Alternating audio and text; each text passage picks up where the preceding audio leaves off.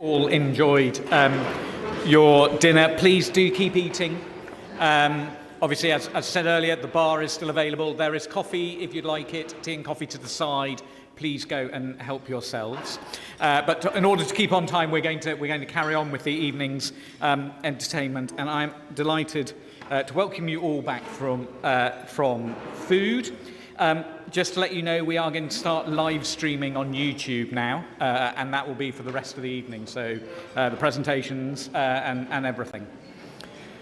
But first of all, I am delighted to be able to introduce our guest speaker, Jane Henderson, Professor of Conservation at Cardiff University. In addition to teaching undergraduate and master's courses in conservation and collections care at the university, Jane serves on the editorial panel of the Journal of the Institute for Conservation, is president of the Welsh Federation of Museum and Art Galleries, is a visiting researcher of the Scientific Conservation Institute in Beijing, and serves on numerous European standard bodies concerning the conservation of tangible cultural heritage. She is also the Secretary General for the International Institute for Conservation. But what I've got to say is when I first heard Jane speak, she managed to link Buzz Lightyear and the philosophy of conservation, and I've been hooked on her conversation about conservation ever since. And I'm delighted the fact we're here in Cardiff, I've actually been able to ask her to come and talk to you tonight. Jane.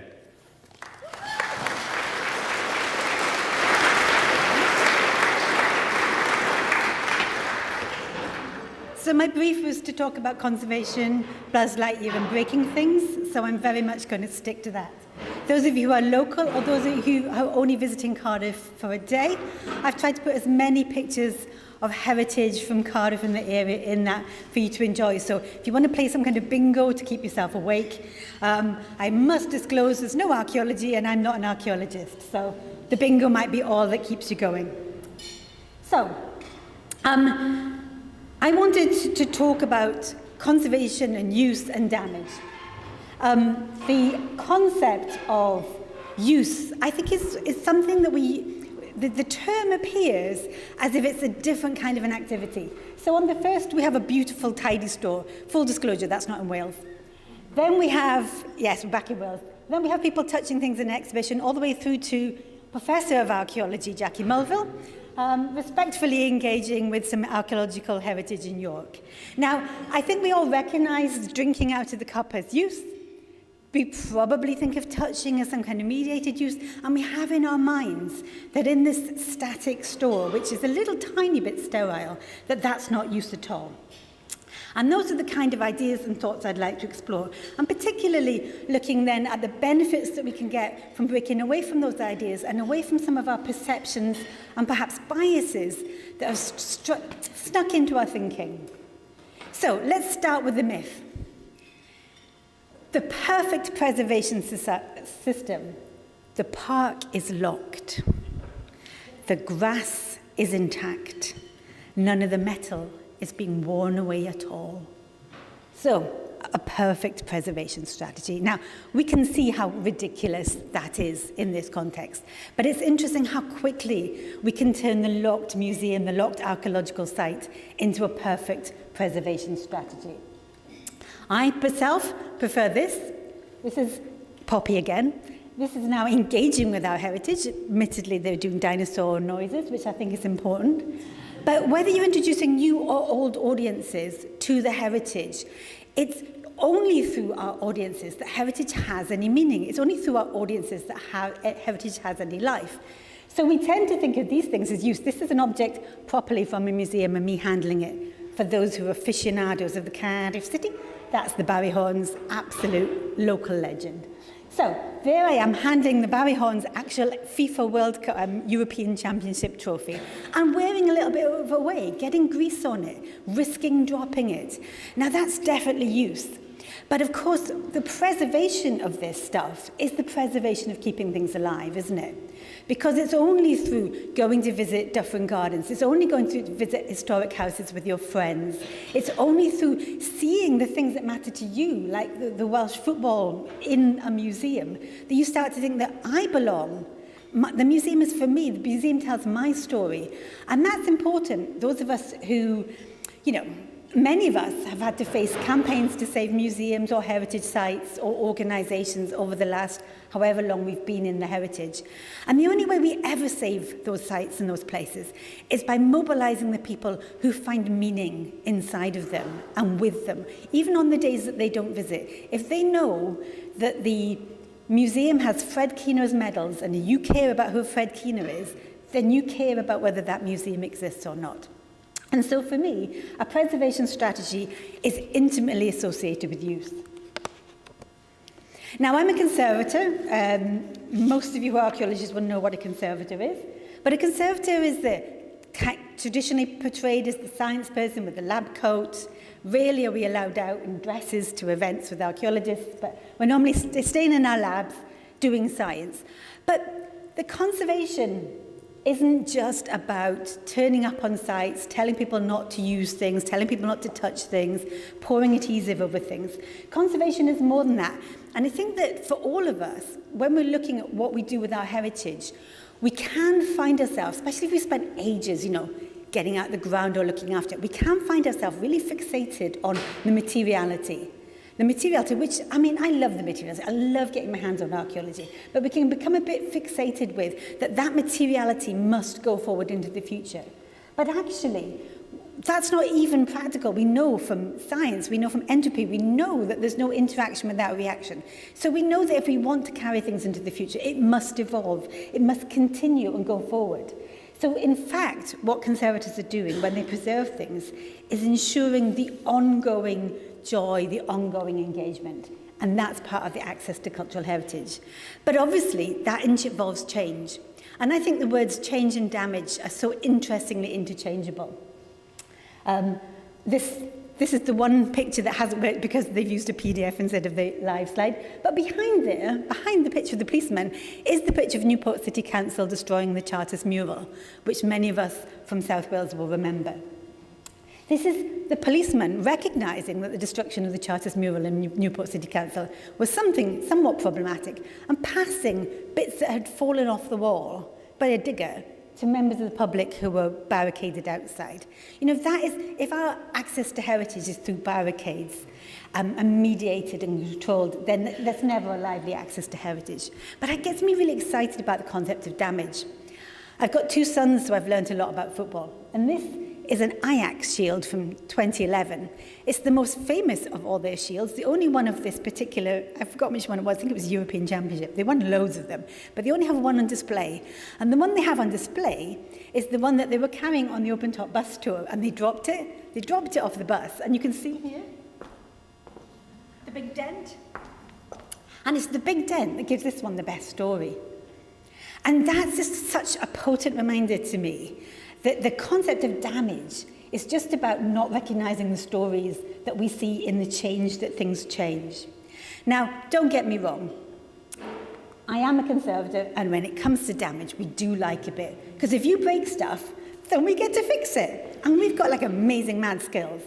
So we do enjoy doing the fixing, and we do enjoy being paid to do the fixing in particular.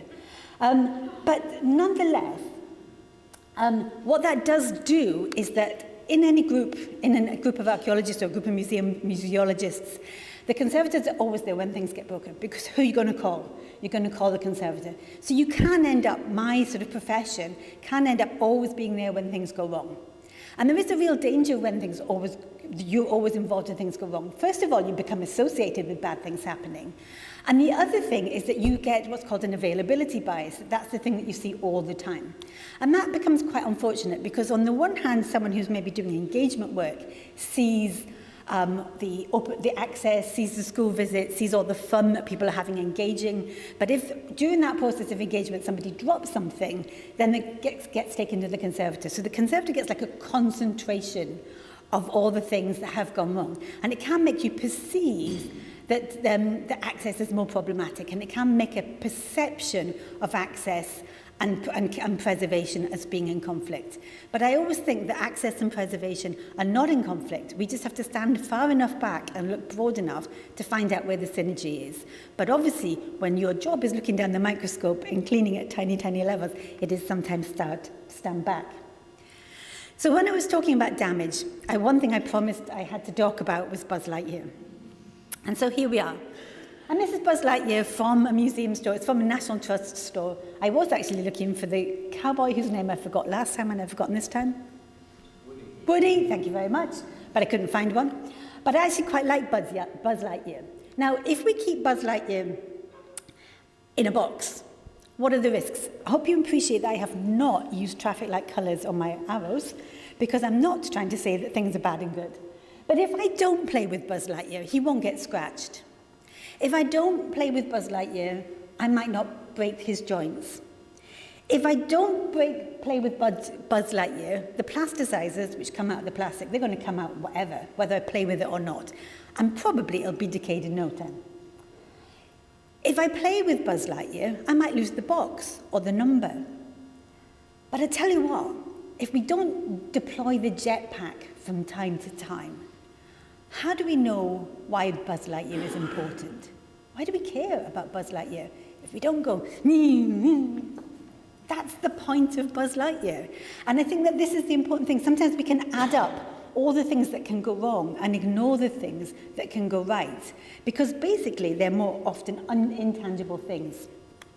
And I'm going to take it back to a concrete South Wales example. This was the Banksy that appeared, the first Banksy in South Wales. Appeared in Port Talbot before Christmas. It was related to Christmas. The snow was appearing on the kids, but if you went around the corner, you saw fire. You could see that the snow wasn't snow, but in fact pollution. This appeared at the end of a lane on a particular date, the first date that the tolls went from the bridge between Bristol and Cardiff. At a particular time at Christmas in a particular location, because Port Talbot is one of the most heavily polluted areas.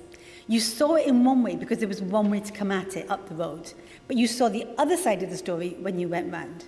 So this piece of art had a huge authenticity connected to place and time and location.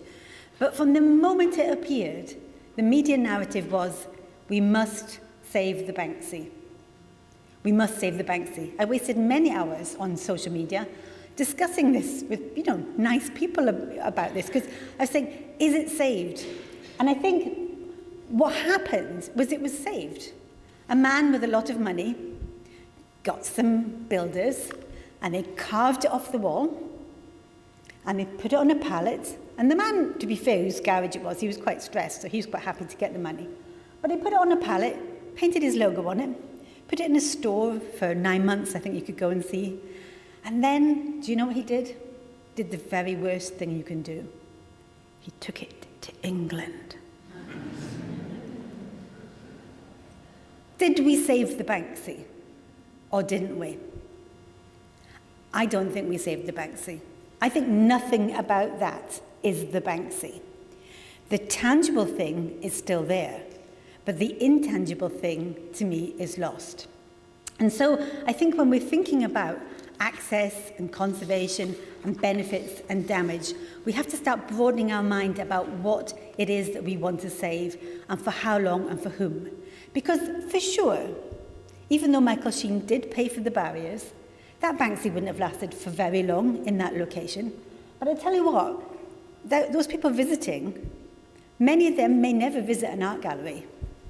And so we have to ask those questions about when we have access over a shorter period in a location like this, is that access, how valuable is that access? And this is quite a problem because we have to engage with risk, because we don't know what's going to happen for sure. We kind of had an inclination from the moment the man paid a lot of money, but we don't know for sure what's going to happen. If we invite the notoriously difficult to manage school group, a friend of mine does supply teaching, and he's teaching in Cathedral School, which, if you don't know Cardiff, is the poshest school. And he was just telling me he thought the school kids had been sent home because it's the first time he's not taught in a more ordinary school, and he thought they'd gone home because they were so quiet, never been in such a quiet school. But if you work in a museum and a gallery, you do hear people saying, oh, the kids from that school are quite a problem. The kids from that school can do a lot of damage. They can be more damaging. These, people who aren't trained in the niceties of how to engage with heritage. And so what we have sometimes is when we say, let's have a risky event, let's take a risk. Sometimes some people, often many of us, we might be, in a sense, the custodians. We're the ones who are asked, is it worth to take the risk? Can we get away with it? Somebody else, John Sargent or someone, will appear and say, what a wonderful event, isn't it great to be accessible, and so on and so forth. If it all goes well, the local councillors will take the credit. But if it all goes badly, it's us. We were to blame. Why didn't you see that was coming? Why didn't you take more precautions? Why didn't you stop those people from coming and doing those things? So we have a real issue, don't we, with heritage, that if we are responsible for the heritage, we do feel a responsibility.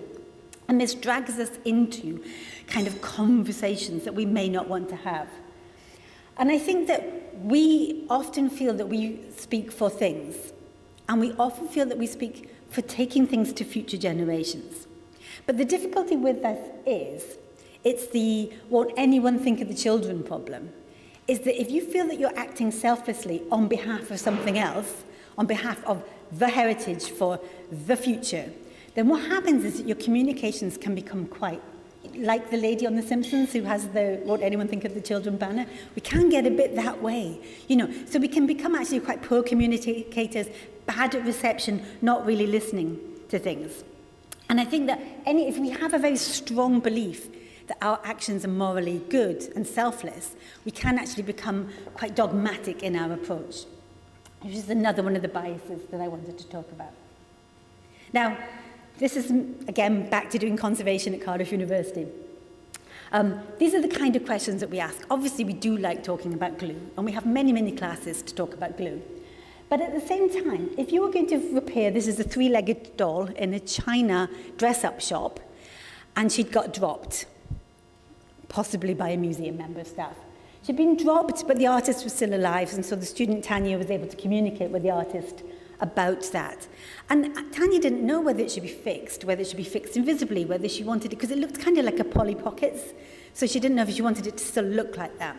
So before you could really choose the glue, before you could do too much more, I mean, you understand how it got broken, but before you can do too much more, you have to decide things about what story we're telling. And to find that out, you have to ask who cares about something. And so all conservation decisions start with who cares about something, what stories do we want to tell, and whose values are we going to conserve. And that's a very interesting thing, because values are not neutral, are they? Values are loaded.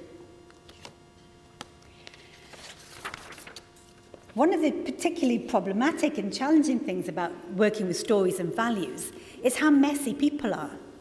People keep changing their minds and all sorts.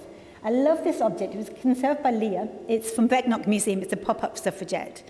And at some point, this is basically trolling. Somebody thought it'd be really, really good way to stop a woman from wanting a vote if he made a little picture of her, put her in a box, and then popped her through the letterbox, because then she was going to see that if she campaigned for votes for women, she'd become super ugly, and that she should really put those kind of thoughts aside. Now, we don't know what she thought when this particular piece of trolling arrived through her door. It was before the internet, so they had to make do. But what we do know is that she kept it. And it had a door, and you can see how much the hinge has been worn, can't you, here? You can see that she and her family have pinged that suffragette up over and over again. And what we know, that the grandmother, whether she was upset or not, when she got it, she passed it to her daughter and then to her granddaughter. And by now, her granddaughter was so proud of her mum, her grandmother, for being a suffragette, that she made sure it went to a museum. And then it came to us, so that we could think about how do we conserve that. Now, we don't want to fix away all the evidence of use. We don't want to fix away the sense of motion. We don't want to make her look less ugly. We want to tell as much of the story through the tangible evidence as we can. And that is a fascinating thing, because when we do interventions as archaeologists or conservators, you're in with the archaeology, you scrape it all off it goes to the spoil heap. It's kind of done, isn't it? It's very hard to undo that sort of thing. So we do have to make tangible binary decisions to clean this or not to clean this, to remove this, to not remove this, to leave it in situ, to remove it somewhere else. We make these binary decisions, but all the time we're making them about stories and about values. And we have to remember that those values change. And I think that that's a really interesting and difficult challenge, but only one that we're going to be successful with if we engage with other people. So there we are, as conservators, trying to preserve things for posterity. This is a smock in Abergavenny Museum. There was a group of heritage scythers who wanted to wear the smock and asked the museum if they could wear it to scythe in the field. And the museum staff initially said no, because that's not really what you traditionally do with your heritage collections. But the conservator there, Megan, was doing a degree with us, and she asked if she could do it as a project. And as that project, she invited the heritage scythers in. They did a huge amount of work about participation. They did lots of lovely things, like making sure that the smock was on the table and meeting people at the door so that you didn't turn up with the smock, but the smock was there. They did a condition assessment together. They talked about how it would work. They looked at the stitching together, and they came up with a strategy to do the scything, which meant not the person who wanted to do the scything, but someone who was a lot smaller. But they decided that that was going to happen because the living heritage of that smock was more important than if some of the stitching came off in the shoulder. But the person who really wanted to wear it was too big, and he would have done too much damage. So that was kind of negotiated. That relationship went so well that the group stayed involved in the museum for many years to come.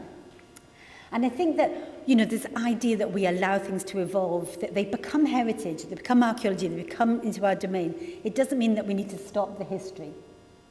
Because I think we should understand our objects and our heritage as something which enables a connection between people. If you're from South Wales, you will know what that clock means, and it will almost make you cry. Because it tells one of the most powerful stories of coal mining heritage, about how a group of children lost their lives with the coal slip on the 21st of October. And the clock stopped at the moment that the coal engulfed the primary school. Now, it doesn't go round, it doesn't tick. It's got scratches on it, it's got dents on it, but it's not damaged. It's a perfect storytelling device. There are so many other things in so many collections that carry the scars and the narratives with them. And it's those scars and those narratives that's so important. I won't do the T-shirt because I'm looking at the time. But I just wanted to talk a little bit about neutrality, which, as you can probably tell from all my images, I'm not particularly interested in. But neutrality is something that we often try to do with our gap fills and our repairs. Let's make it so you can hardly tell that we were there. Let's be beige, let's be grey, let's be almost not hit in the eye. And when we do that kind of thing, what are we saying about what happened in the past? That all the things that brought us here are just kind of just to be blurred, whereas perhaps what we should be doing is saying, how did this get snapped? How did this get broken? So Ellie, one of our students, who is quite fun, wanted to do her gap fills in bright pink. And she wanted to do it because she wanted to tell the story of how the damage happened. She wanted to draw attention to it. It's not kintsugi because it's not about a celebration of damage. In this situation, it was actually talking about some harm that had happened. And I think that's very, very interesting when we start to get that.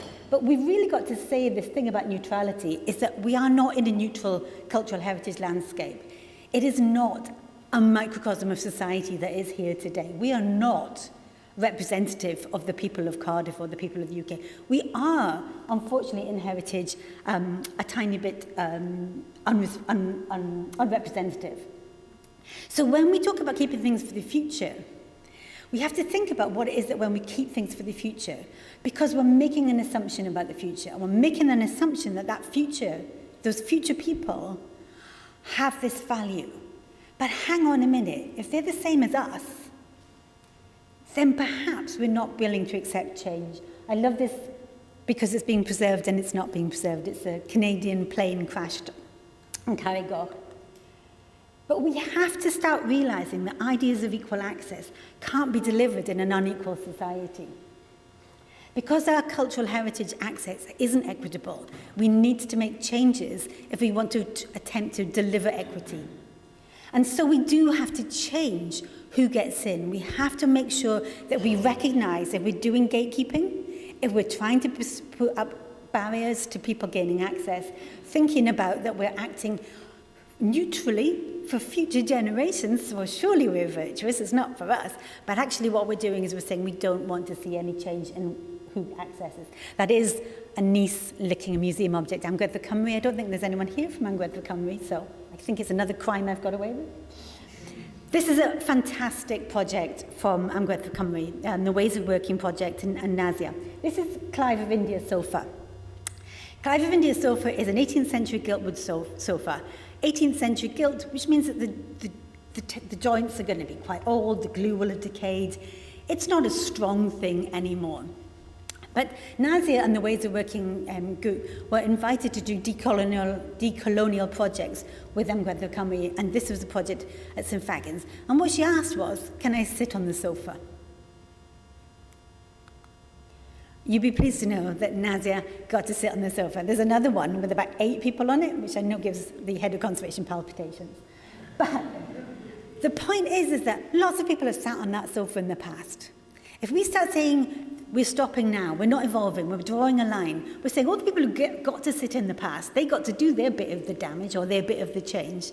But the people now, the people we should be trying to welcome in through the doors, they don't get to do those. And I think it's important to start thinking about that sort of equity in practical terms. So this is a terrible diagram I made. It's a real lesson to young archaeologists. Don't dash off a diagram and send it off to a journal thinking you're going to get a chance to fix it, because you don't. But anyway, here's my terrible diagram. The point is that we're so used to keeping things for long times that our job is to make the value last as long as possible, over as long a lifetime as we possibly can. Conservators have mad skills, archaeologists have mad skills, but we can be deploying them not just to keep things for more lifetimes, but to keep things for more life experiences. And that's what we should be deploying our skills for, and asking those questions. What experiences should we be seeking out, and what experiences should we be enjoying? Because things don't last forever. I love the idea of thinking of our heritage as a slow event. If we think of it as a slow event, we can suddenly see the potential to do so many things. I'm sure Fionn could do lots with a slow event, involving masks normally. But this is the Barry Pride March banner, collected by Amgueddfa Cymru, the National Museum of Wales. It's made of PVC. Ask any conservator. You'll be lucky if you have that in 50 years. Now, for 50 years, I could put it in a box. I could keep it longer if I took away the oxygen. I could keep it longer if I kept it cold. But what exactly is the point of that? Isn't it better to get it out from Pride Week and hang it in the museum once, for a week of a year?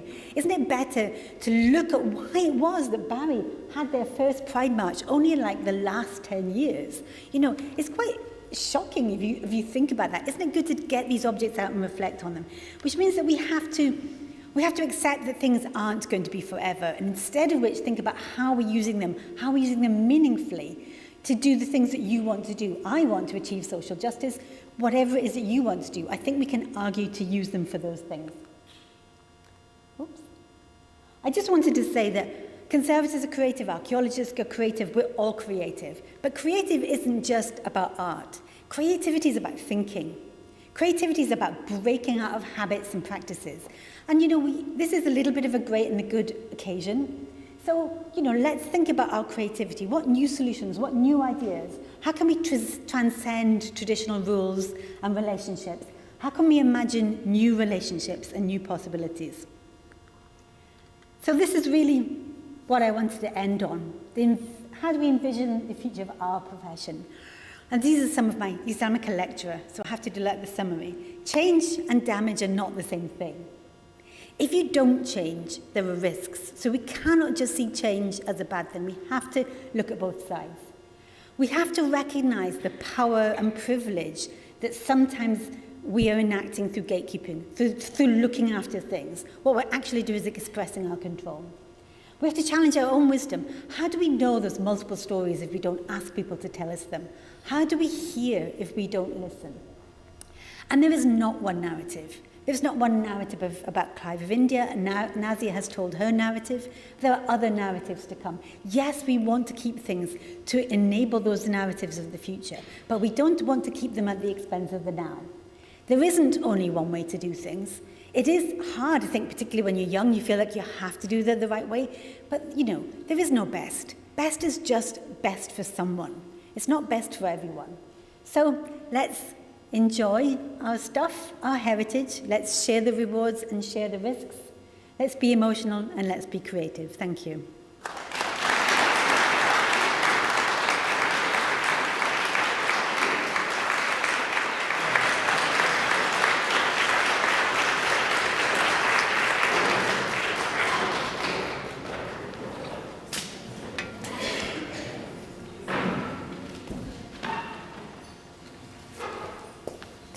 Wonderful. Thank you, Jane. That was just brilliant.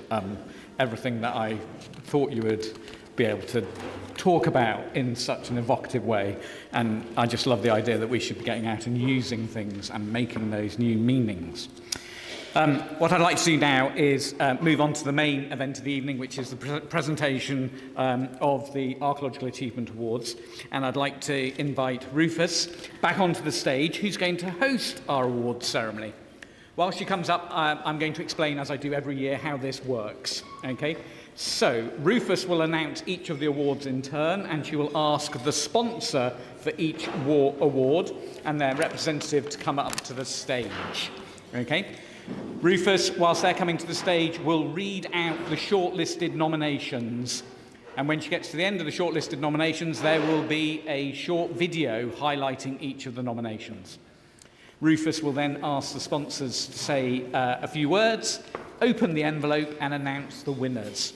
And as ever, we will have highly commended nominations and then actual winning nominations. When your name is announced or your project is announced, we would like you to come up to the stage, please. What will happen is for the highly commended, you will be given a certificate and you'll have your photograph taken, and Rufus might ask you a question. If you're a winning nomination, then you will come up to the stage. Rufus will read out the judge's citation for you as well. And then, please, you're going to need to be prepared to ask a question or two and have your photograph taken. And for those of you, when you come up, there's a nice big black X on the ground here. That's where we want you to stand for your photographs. Okay, because Adam over here is going to take photographs looking in that direction. Okay, so that's all the housekeeping. Please don't forget the bar is still open. There is tea and coffee. Please go and help yourselves. But first of all, what I'd like to do is welcome Rufus back on the stage for the awards.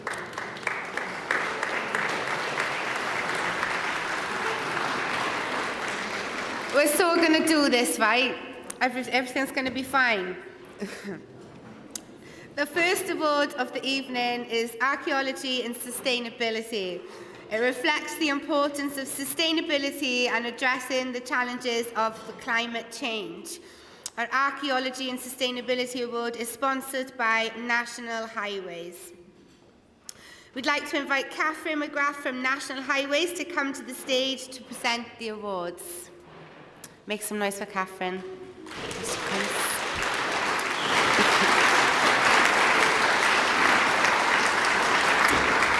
So, the shortlisted candidates for this award are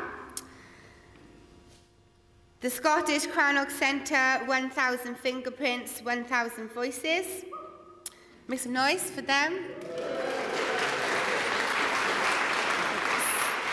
South Downs National Park Authority, Fair Game, valuing the biocultural heritage of fallow deer and their venison for food security, sustainability, woodlands and biodiversity. Check that out. Hey. Okay, so I believe now, if I've done this right, that there's going to be a film. Is the film happening? Yes. We got everybody together. We stood outside while the fire engines were still doing their stuff, and we said, we'll thank our lucky stars nobody was was hurt. We're going to pack up our belongings, which are the personal belongings, our collection of the Crannog dwellers, and we're going to move.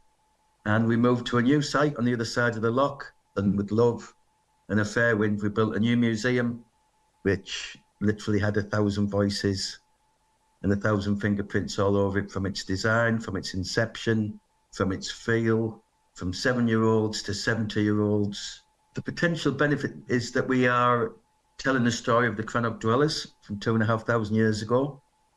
We are employing a diverse workforce. We made the double-page spread in one of the Sunday papers up here. I think the headline was, Scottish Museum shows that the world can be a better place.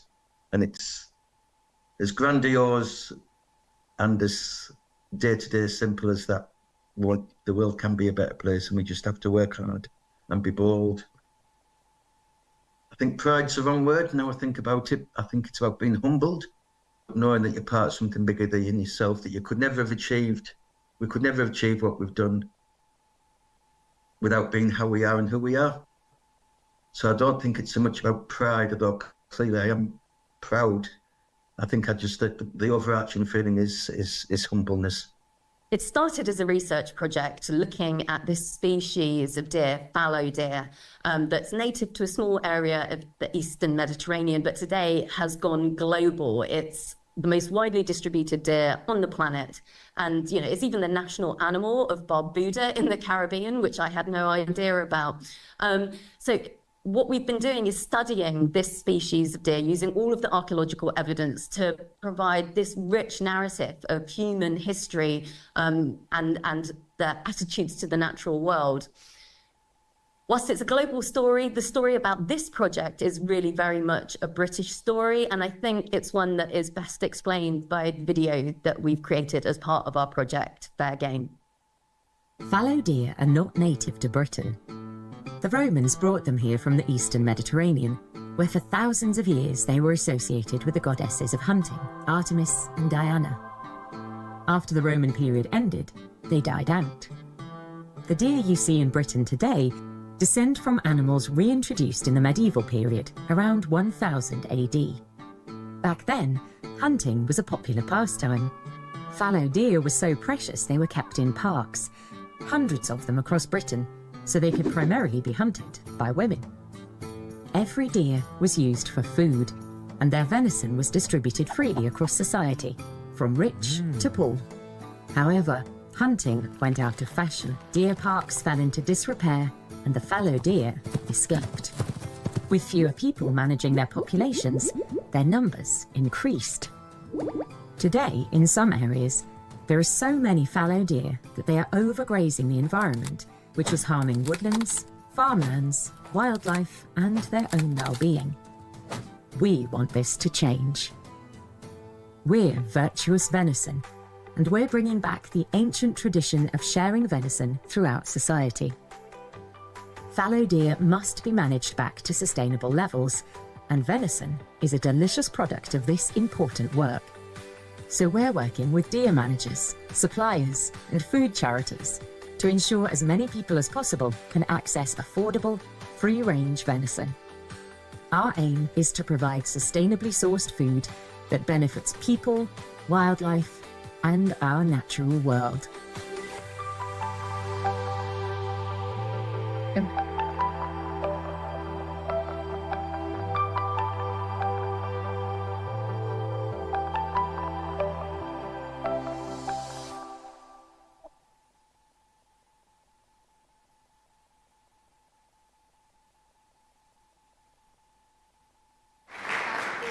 National highways and the importance of the roads. Yes, no, we can do it together. I'll be with you. It's fine. We got this. We got this. Hi, everybody. I feel like a bit of a bad penny because I'm back again. This is my second year here. For me, it's important that National Highways sponsors the Sustainability Award, considering we're very heavily invested in climate, carbon net zero, so it seemed the obvious choice to sponsor this particular award. I think it was only for last year and this year, isn't it, Neil? I'm sure I convinced you to carry on. It's a conversation we need to have, which I'm sure you'll win.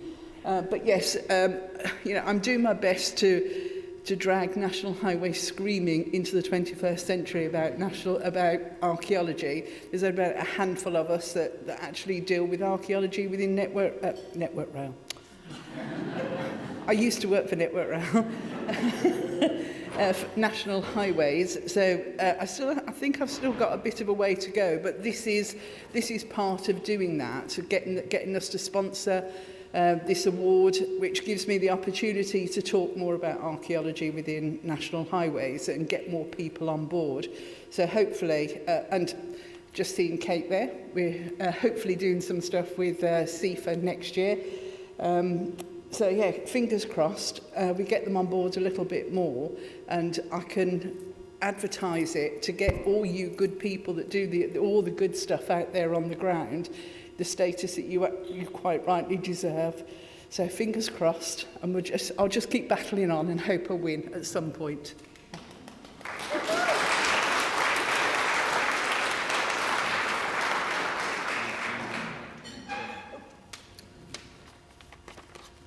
So, the winner of the 2024 Archaeology Sustainability Award is Fair Game, valuing the biocultural heritage of fallow deer and their venison food for security, sustainable woodlands and biodiversity.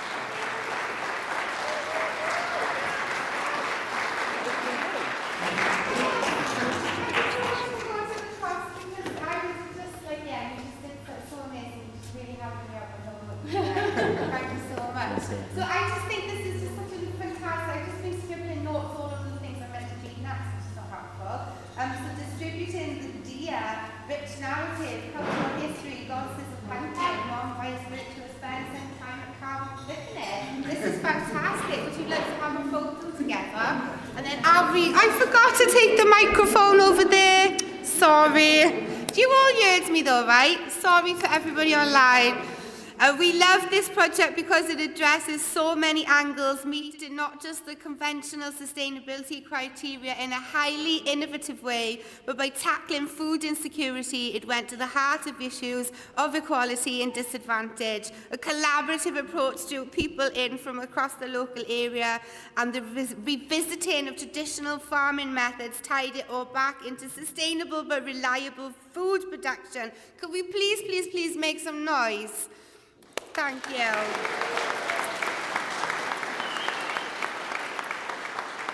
So we're moving on? Okay. So, I think this is where we are. The second award of the evening. Can I just look to the left to make sure that that is right? Yes? The second award of the evening is for public dissemination or presentation. We'd like to invite our Chair of Judges, James Kyle, to come up to the stage to present the awards. Please make some noise for James. The shortlisted candidates for this award are A14 Cambridge to Hunterton Road Improvement Scheme. Make some noise for them. Must Farm Pine Dwelling Settlements. Make some noise for them. Kilmartin Museum's new permanent exhibition. Make some noise for them. Star Car, Life After the Ice. Make some noise for them. Sad Girl Archaeology. Please make some noise for Sad Girl Archaeology. And last but not least, Just a Little Rule. Let's scream for Just a Little Rule, please. I think we have a film to watch. Essentially was around focusing on Carmarthen Glen, which is one of Scotland's most important prehistoric landscapes. And the museum, located right in the heart of the Glen, opened to the public in 1997 to celebrate this amazing archaeology.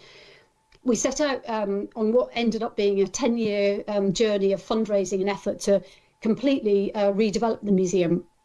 So we raised over £8 million.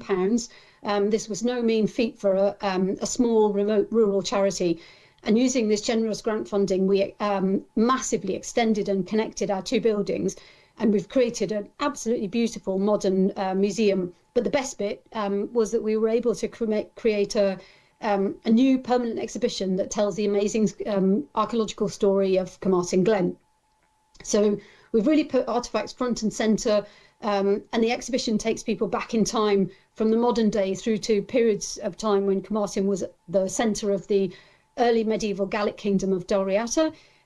The new museum is having a very positive impact on the economy. We're attracting and generating tourist income, and we're obviously providing jobs and new jobs. But we've also created new learning and volunteering opportunities. We've got walking guides and gallery guides, and many schools now are coming to learn from and enjoy the archaeology. So people are feeling inspired by the emotive stories that we've been privileged to tell through these incredible artefacts. The A14 Road Improvement Scheme in Cambridgeshire, but it's amongst the largest archaeological investigations ever undertaken in the UK. So it's a national highway scheme, covered over 230 hectares, and revealed spectacular results, right, from Pleistocene woolly mammoths to deserted medieval villages, along the way including 8 Neolithic and Bronze Age monuments and cemeteries, 21 Iron Age settlements, 13 Roman settlements, a whole new Roman pottery industry, 4 Saxon settlements, and 19th century railway remains, all essentially within one 18-mile transect through the Cambridgeshire landscape. And the whole programme was really a huge collaborative team effort led by Mola Headland Infrastructure, alongside many other archaeological contractors, alongside working with many universities, local museums and heritage societies, and all with close cooperation and guidance from the Cambridgeshire Historic Environment. The project's also had considerable impact, I'd say, on the people involved within it, so including the internal staff training and development. There's been some people that have been with the project since the very beginning, rising through the archaeology profession, with the A14 forming a fundamental learning block in their career. And throughout this, we've put a distinct emphasis on specialist training, both internally and externally through sponsored master studentships, which should at least make, I hope, some small dent in the continuing skills gap within the archaeology. So my project involves using those emotional aspects found within archaeology to help share it to the public using short-form content across social media platforms. It first originated on TikTok, but it's now spread to Instagram and now Facebook and YouTube. And so it's got a lot bigger than what it originally was. It's been going for about 5 years.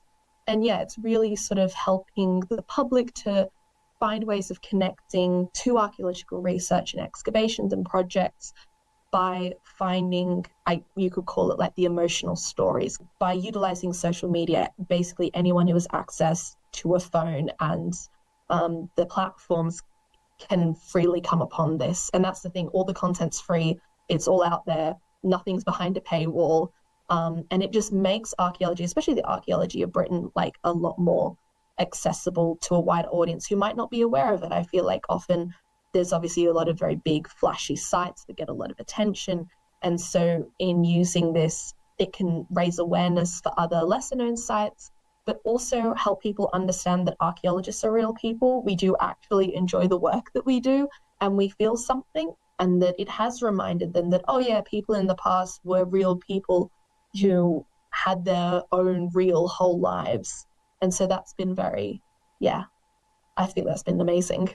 Our project was about delivering an exhibition in the Yorkshire Museum about Star Carl.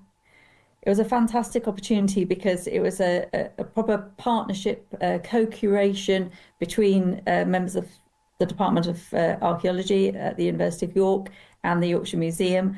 We wanted to make it really accessible to lots of different audiences.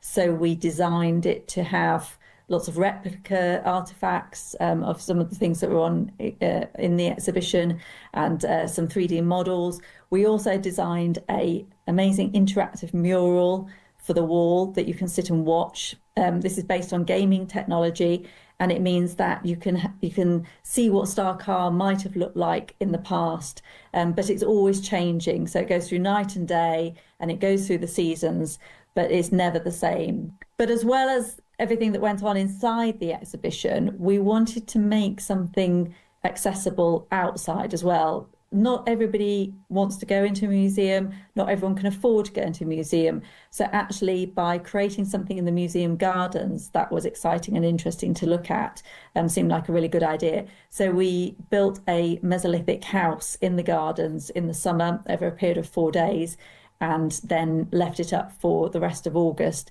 And we had lots of activities going on around that, including bushcraft and activities for school children, storytelling, so that people could access the Mesolithic for free.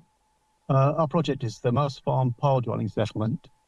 It's an excavation in a brick pit in Whittlesea near Peterborough. The Mouse Farm pile dwelling settlement is a series of round houses built on stilts in a river channel on the southwestern edge of the Flag Fen Basin. And I suppose the best thing about it is the circumstances of its preservation. It was built, it lasted about 9 to 12 months, and it burnt down, and all of the settlement and all of its inventory fell to the bottom of the river channel and were preserved in the silts. Things that really stand out for me is the implications for Bronze Age studies in not just in Britain, but in Europe. I think the other implication was that we wanted to share the excavation of the site and share what it was to dig a beautifully preserved site, the Pompeii of the Fens, and have it pretty much live. The idea that we might have changed the whole perception about what Fennon archaeology is about, this idea that we used to always dig the shallow edges and talk about the Fen edge and talk about people living on the edge of the Fens and exploiting the fish and the fowl and things. And now, through the Mouse Farm project, we now know that it's the deep parts, it's the obscure areas that are difficult to get to, that are actually bustling with past human activity. And I think that's transformed that landscape. Just Little Root is an ongoing project. It's a social media platform, and it was designed entirely with the idea in mind that I wanted to widen participation both in higher education and ultimately in archaeology, because that's what I was doing. And now it's moved more towards archaeology even further. Initially, I wanted to sort of give back because I applied to a prestigious university from not really knowing what I was doing, from a state school in the northwest of England, and I wanted to try and demystify that same transition for other people. I would say, amassing subscribers is what I'm proud of, but in reality, that's a lot less what I'm proud of than the real impacts that I see, both every day in my job, but also in other people online who comment on what I do and who watch it and just get some sense of either enjoyment or they actually learn something. And I always say, if I can teach someone anything, if I could inspire one person to go to uni, one person to start archaeology, then that is all I ever wanted. That's a success to me. It's not about the numbers. It's entirely about that.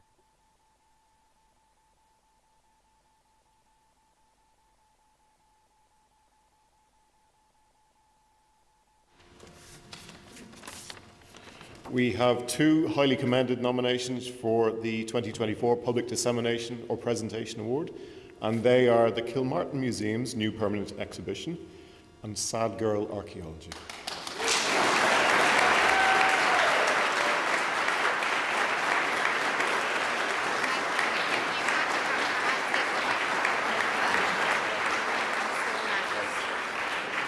We need to prompt them to come up to the stage. Oh, thank you so much. Come on, Sharon. And Sad Girl, Stephanie, can you come up? Yes, it's because I don't. Yes, because I don't want to make. Yes, thank you so much. Please come up to the stage. Thank you so much. Please come up to the stage.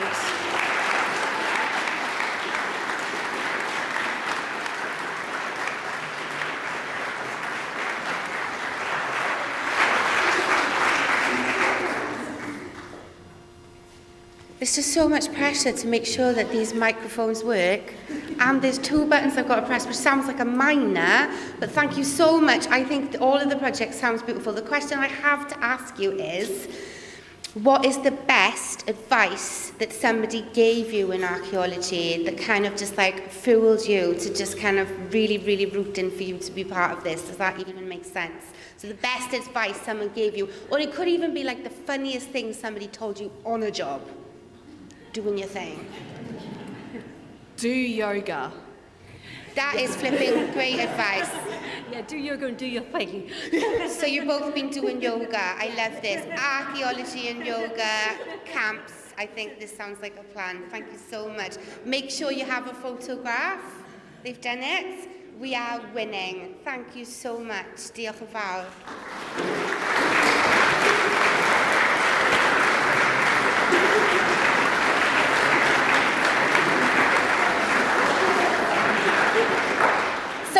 You have to announce the winner. You know this, right? That's not a me. Okay. Just to make sure. The winner of the 2024 Public Dissemination or Presentation Award is Just a Little Rue. Wow.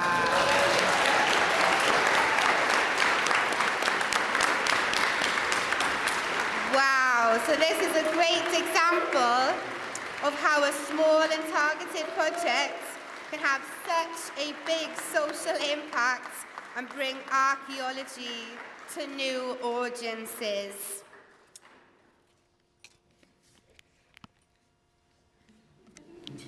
This is amazing, and I really, really love that this, like, Just a Little Rue just even sounds adorable. Can I ask the question of where did the name come from? Where did the name come from? I think I'm just short and I didn't. Adorable. Yeah, I made this when I was like freshly 18, and clearly that was the best name I could come up with. I wish there was a better explanation. I love your honesty, and I just want to say, like, obviously this is an amazing achievement for you, and hopefully a highlight of your life in archaeology, at least. But is there another highlight, kind of, have you been navigating through this where you realised, oh my gosh, yeah, I'm really, really onto something, and it was like a day that went, this is me, I'm doing this, I'm going to be just a little Rue and I'm kicking it? To be honest, it was on field work, holding a stone tool that hadn't been touched or seen by anyone for 100,000 years, and the feeling, I can't even describe it. I'm sure other people in the room can describe that feeling, but oh my gosh, it's just the privilege to be the person who gets to excavate that is just... Well, I have so many words, and I can't even imagine being in that situation where I had to find them to be in that scenario. Can we all make some noise for Little Rue? Thank you so much.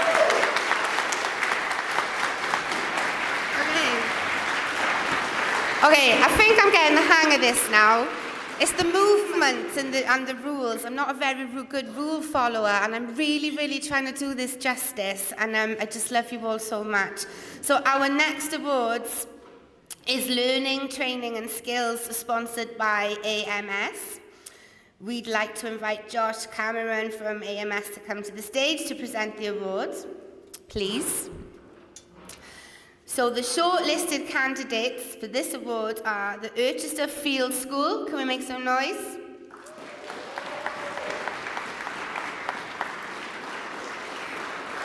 I just love how this one sounds. Kids Dig York. Woo! And Junior Archaeologist Excavation Experience. Thank you very much.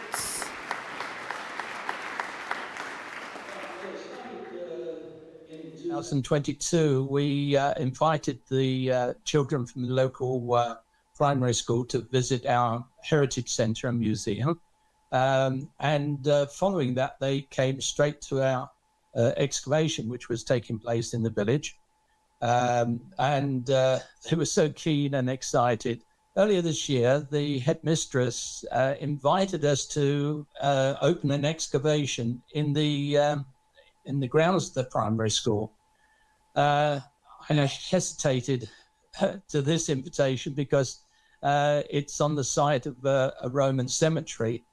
And I felt that perhaps it wasn't fitting for the children to have a early Halloween surprise.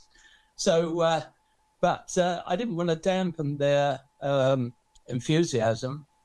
So we discussed it amongst our group, the trust, and we proposed that we would offer them a simulation of an excavation. So we had to replicate really what one would find in a normal excavation. So when I went back to the school, we gave them back their bags with a little report inside of what they'd found. This was a thank you from the headmistress. And if I may read it, she said, through the dig, our children's learning had been greatly enhanced. The Romans have come to life. We even had children who have announced that they want to be archaeologists when they grow older. So I think we had a result. Kids Dig York is a family archaeological excavation experience for children aimed at ages 8 to 12. And they come to us and they get access to an actual trench that we've opened and have used for some of our adult training digs as well. So we give them a very condensed and kid-friendly version of our health and safety induction that we do for any archaeological site. And they then get talked through the historical background of the site that they're digging on. So they understand exactly what it is that they're digging. We also do a little bit of finds washing or interpretation at the end as well. So they get to clean up some of the finds that they found so they can see what that looks like. I think we're essentially able to reach a demographic that don't normally get access to an archaeological trench, given the health and safety with that. But we've created an environment where it's okay. And the type of archaeology that we're digging at the moment, luckily, is appropriate for children and what they know and what they're able to do.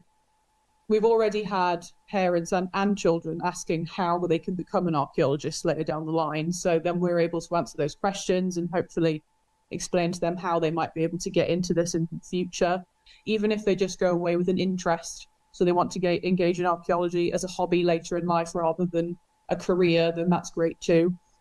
It's nice to see passion about archaeology. That's the main thing. Hello, I'm Sarah Scott. I'm Professor of Archaeology at the University of Leicester. And I'm really lucky to be working here at the Chester House Estate with the team from the Archaeological Resource Centre for Northamptonshire. So that's the Archaeological Archive Repository for the whole of Northamptonshire. The estate also within it has some amazing archaeology, including the small Roman town of Irchester. And we're working together on a collaborative project involving volunteers, students, members of the public, investigating everyday life under Roman rule in Irchester. We have a full field school with 40 people on site every day, up to 120 school children on site every day, volunteers involved in the research and the post-excavation, working alongside our students. It's just really, really fantastic, a really rich range of activities and opportunities for people to get involved with archaeology.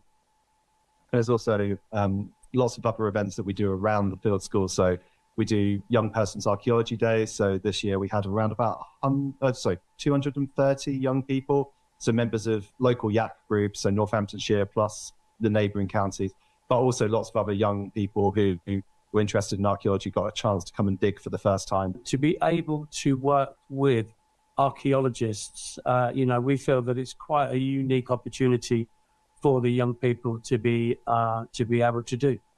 There's going to be a lot of young people from Northamptonshire who want to be archaeologists in about 5-10 years' time. Okay, I'd like to introduce you to some of our volunteers.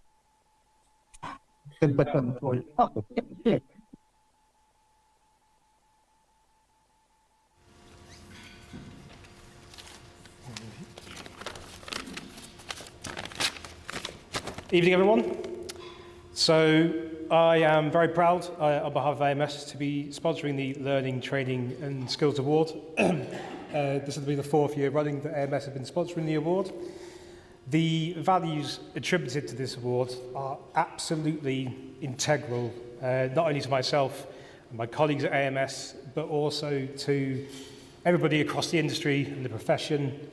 It is absolutely vital we continue to undertake, support and recognise these sort of initiatives, given their importance to continue to engage and develop a lot of the younger generations and the future generations of archaeologists to come.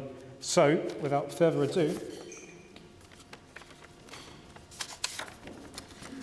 the winner of the 2024 Learning, Training and Skills Award is the Urchester Field School.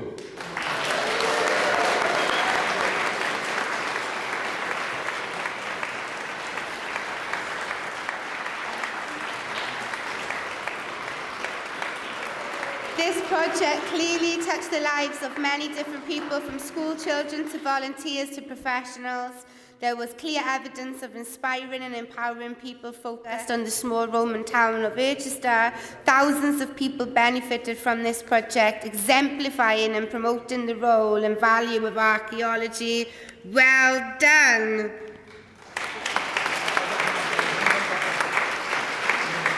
That's amazing. Thank you so much. I mean, there's like so many questions that I would like to ask you. Please do get their photo.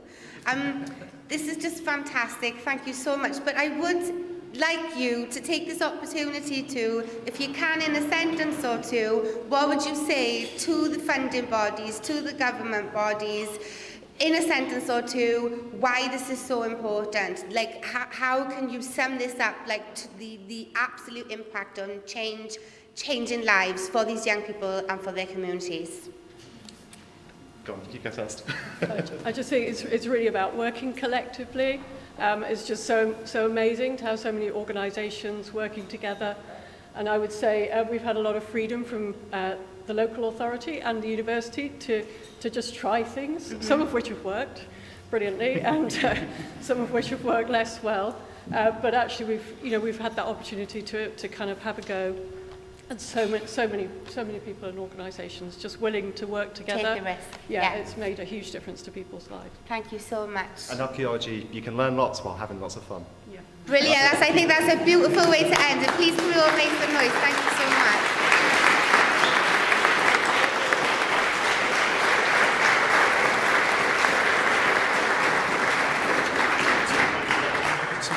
Oh, no, it's okay. Thank you. Your handwriting's beautiful.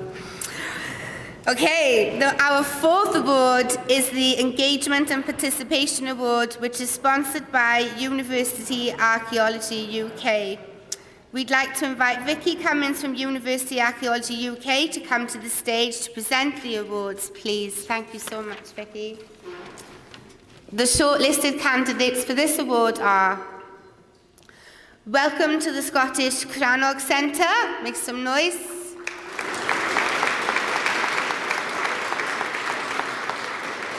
Dig the Castle. Bryn Kelly, the Public Archaeology Project. Diving into the archives of the Earl of Abergavenny. Digging the Earlstoke. Sorry, digging for Earlstoke. Digging for Earlstoke. Give them another clap just to make sure they know I got it right. The Pendinas Hillfort Community Archaeology Project. Hey! Thank you so much. Cassie, the Public Archaeology Project, which is a cross-disciplinary outdoor arts and heritage project offering an opportunity to respond to Bryn Celli Ddu on Ynys Môn in northwest Wales through archaeological excavation, folklore and performance, and exploring the site's histories, archaeology and ritual using a contemporary lens. So the project is a partnership, and without our partners, the success of the project wouldn't have been as it is. And partners this year included CADU, Think Creatively, Manchester Metropolitan University, and then the main funders were the Arts Council of Wales and CADU. But along with that, we also work with a range of local partners and organisations, galleries and museums, including Gallery Caernarfon, Oriel Môn, Geo Môn, Anglesey Druid Order, and the Llanfechell History Society.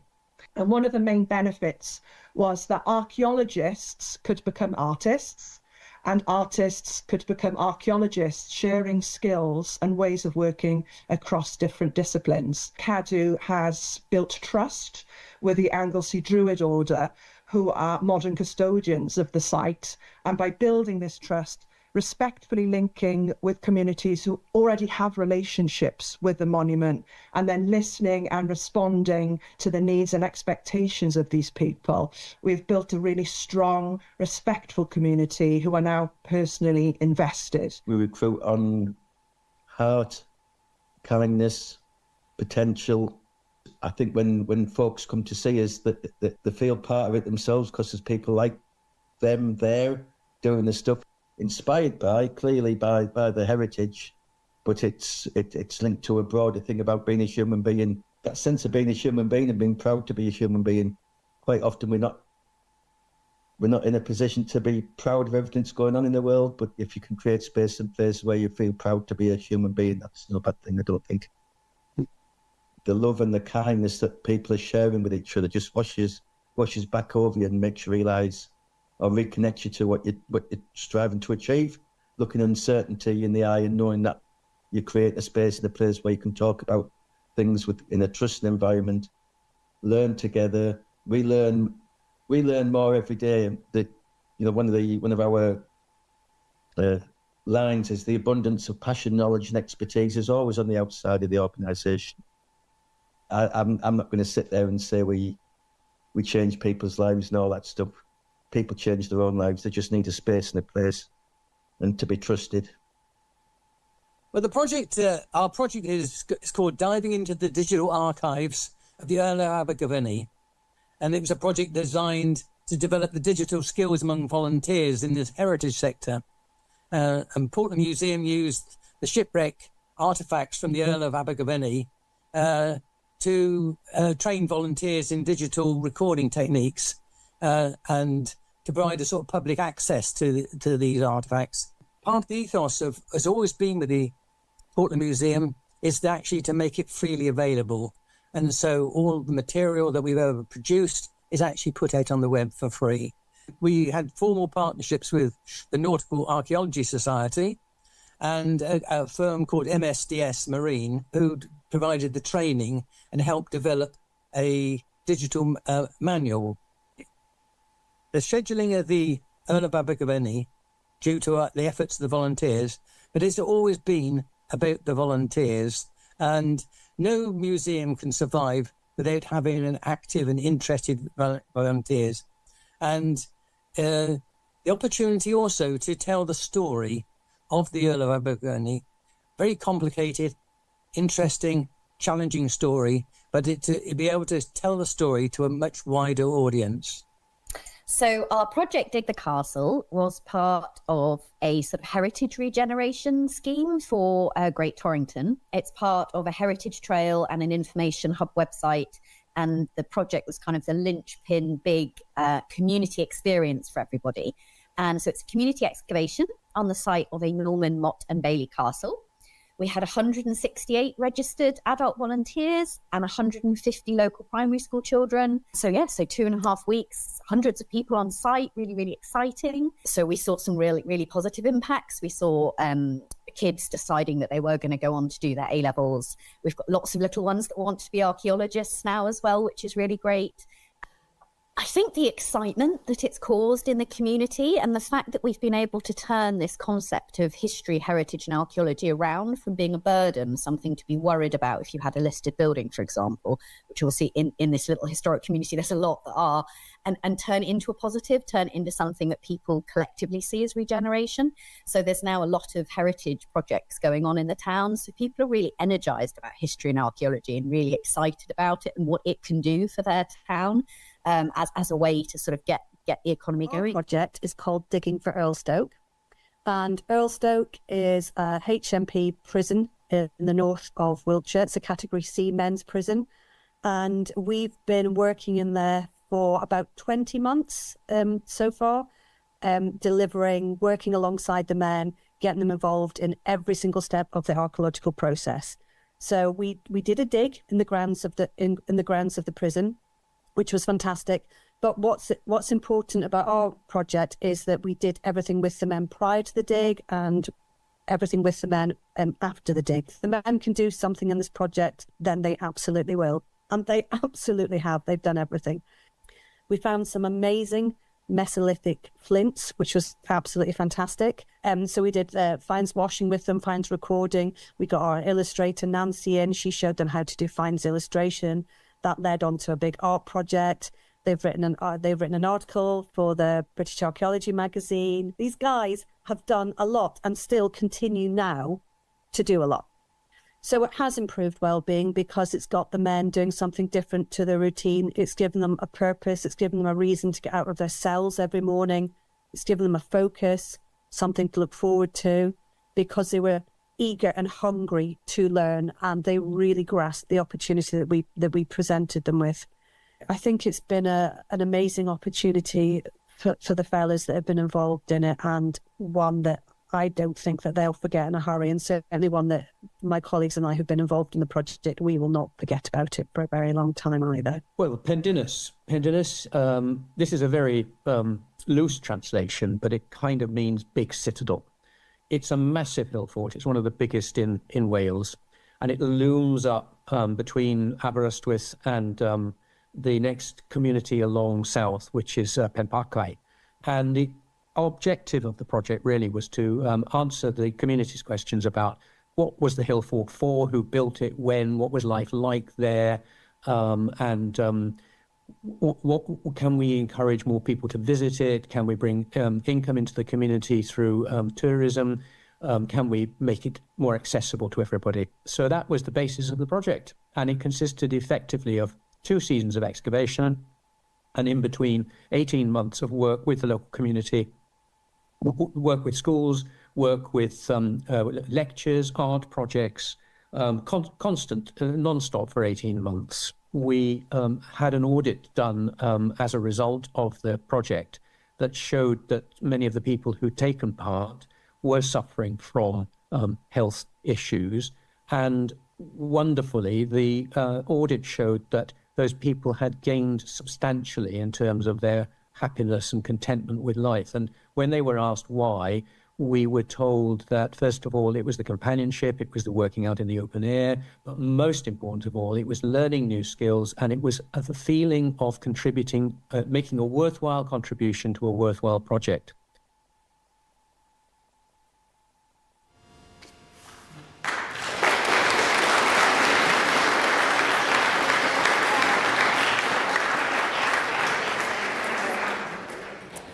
So University Archaeology UK advocates for and represents all archaeology departments in the UK, and everyone in this room will appreciate how important it is that we have the next generation of archaeologists going through universities and going on to work in a diverse range of areas, including our own area, but also taking their love of archaeology on into different parts of the world.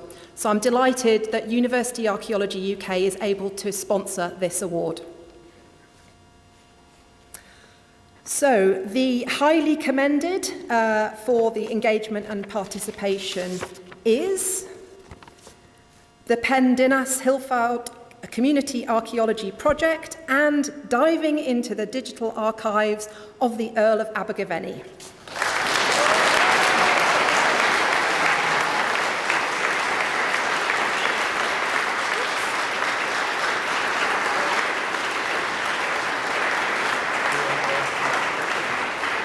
Could you please come up to the stage?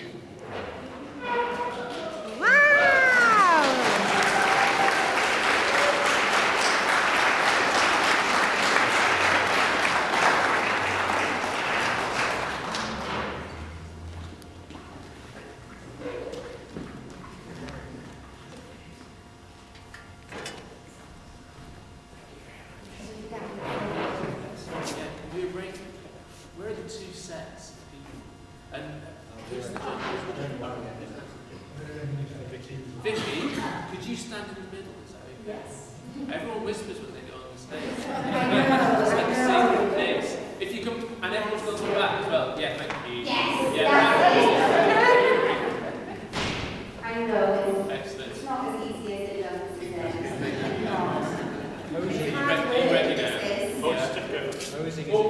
reveal the certificate you're hiding in. No one will know. Okay, here we go. 1, 2. Am I in the picture? Sorry. No, that's cool. I'm 1, thank you. Brilliant. Wow, I have to come over and have some more now to make it even more clear. Are you all okay? Yes. Yes, well, this is fantastic, isn't it? Is there anything that you would like to share? I mean, just from the pictures, there was so much information in those pictures. My phone back was the end of the night. I'm routine myself not those facial actions. But thank you so much. Is there anything that you would like to say? I'm going to pick on you. Well, I want to divide this into 1,000 fractions because literally this is a project that's involved so many people, but particularly the people of Pleb Archive themselves, the community. They're so proud of their monument, and everybody has a monument that they should be proud of. Absolutely, and it's absolutely, yes, make some noise.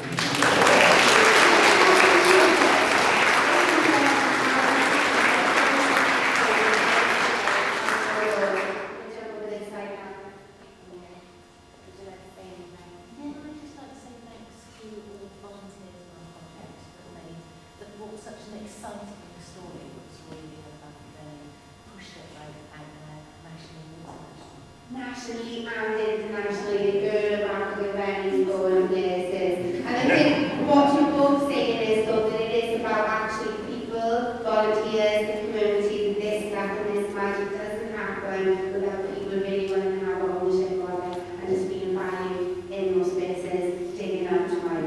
See what we did there. Right, I love you all so much. Please make some noise.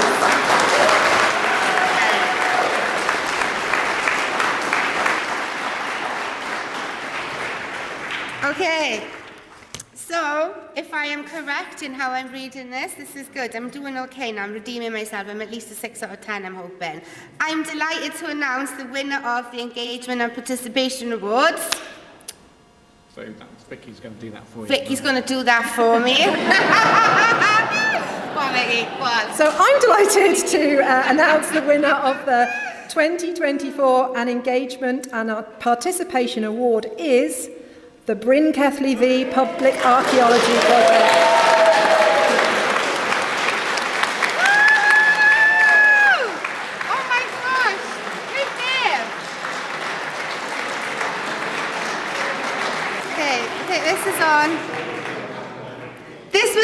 Take a photo, don't listen to me a minute.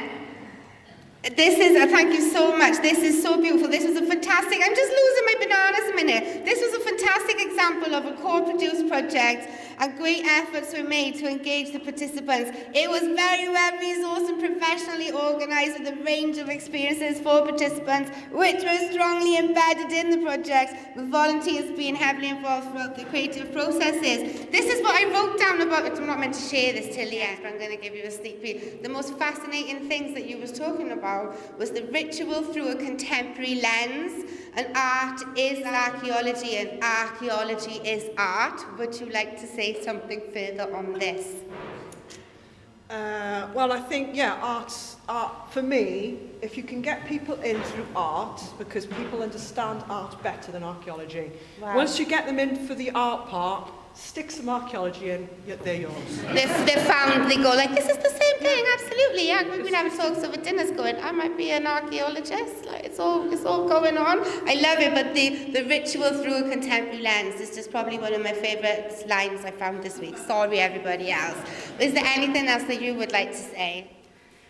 Just thanks to all the groups that participated, the historians, the volunteers, and just all the partners and everything. It's such a magical landscape, and seeing young people really connect and engage with Bryn Kethley V through the arts has been a really special experience of the past 10 years.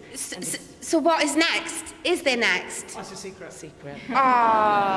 This is ritual through a contemporary lens. I cannot wait for it. Can we make some noise?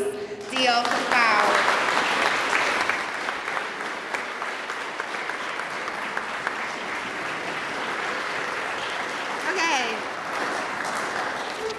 I think I'm doing all right, like, you're not going to sack me right now, are you? So our 5th award in the Career Archaeologist Award, which is sponsored by the Royal Archaeological Institute. Okay, who knows? We would like to invite Natalie Cohen, President of the Archaeological Institute, to come to the stage to present the awards. Please, Natalie. So the shortlisted candidates for this award are Anna Gico, make some noise. Laurie Matthews, Rosie Crawford, Kieran Manchip, and Stephanie Black.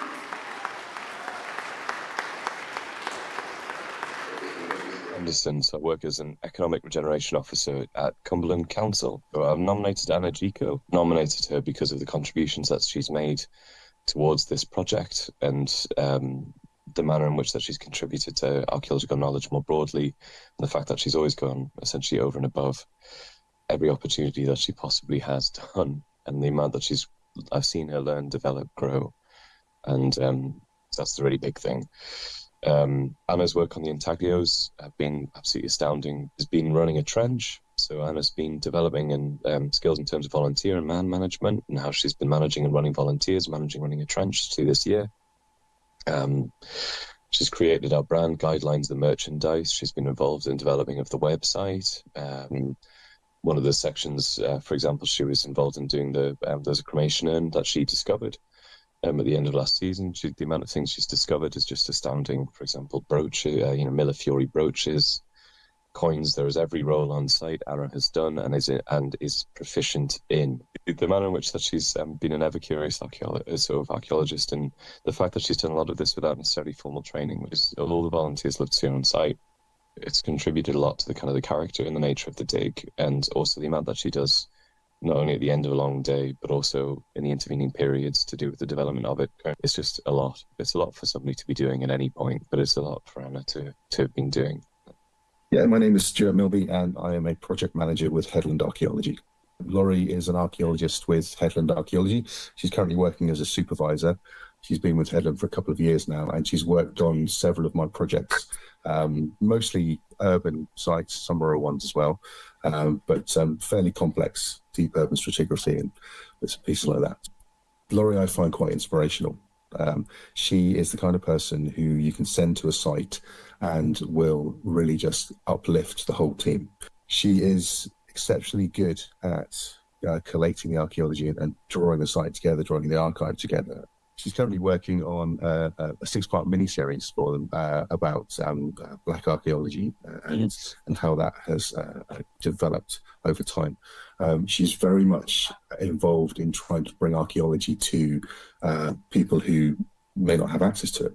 She grew up in Wolverhampton and didn't have access really to archaeology herself, and I think she wants to make sure that doesn't happen to anybody else. So like I say, she's working on various outreach projects to make sure that everyone has the same opportunity when it comes to archaeology, and she's really pushing forward with that in a great way.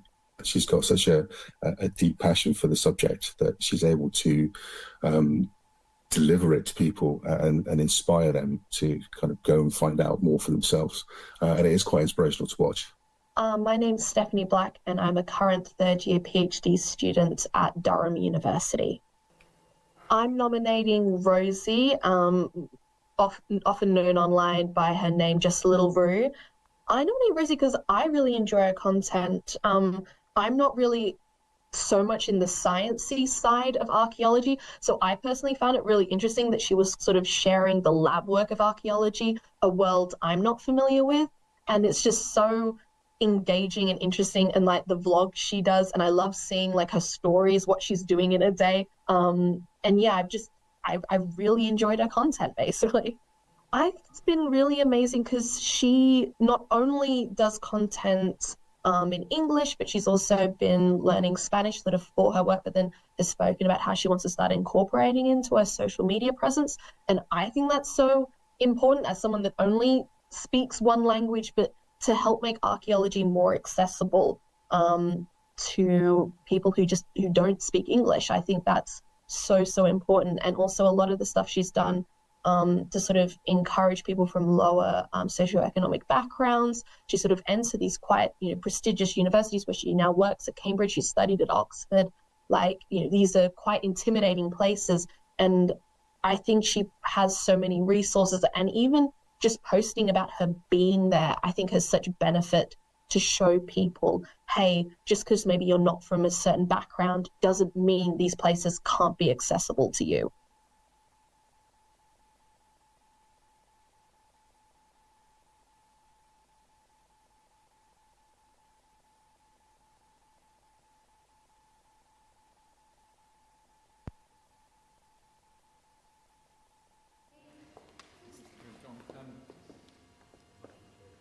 So we're sorry, we are missing a couple of videos, particularly from Kieran, but I can tell you they are available on our website if you do want to go and watch them. They were there earlier this afternoon when we ran through this, so real big apologies, but what we'll do is we will go straight on to the announcements. So, Natalie. Okay, good evening everyone. I'm absolutely delighted to be here on behalf of the Royal Archaeological Institute. What a privilege. And I'm so glad that we've heard so much this evening about youth engagement, career development, and that the Royal Archaeological Institute, a very venerable and old institution, is actively engaged in helping to support youth engagement, career development, working with the CBA. So we're supporting the Youth Takeover Day, Young Archaeologists Club, and of course sponsoring the Early Career Awards. I would like to commend all of the nominees for the Early Career Award. It was a real pleasure to watch all of your short films. I'm really looking forward to seeing what you all do next, and I'm hoping that amongst you are some future presidents of the Royal Archaeological Institute. Now, we had such a high calibre of nominations for this particular award that we have not one but two winners to round off this evening. So, thank you. I've always wanted to do this. They don't trust me to do it. I don't blame them either. It is just like the Oscars, isn't it? I am delighted to say that the first winner of the 2024 Early Career Archaeologist Award is Kieran Manship.